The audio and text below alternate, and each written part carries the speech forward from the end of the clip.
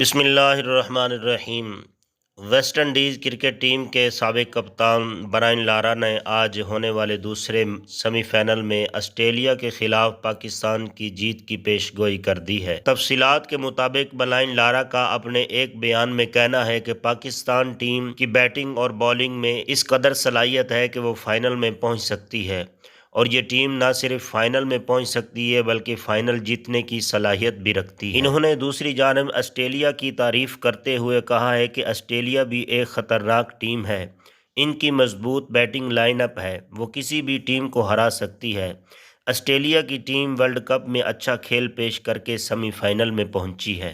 لارا کا مزید کہنا ہے کہ میری پیش گوئی ہے کہ پاکستان آسٹریلیا کے خلاف سیمی فائنل جیت جائے گا، تاہم دونوں ٹیموں کے درمیان مقابلہ انتہائی دلچسپ ہوگا۔ واضح رہے کہ سیمی فائنل جیتنے والی ٹیم اتوار 14 نومبر کو فائنل میں نیوزی لینڈ سے مقابلہ کرے گی۔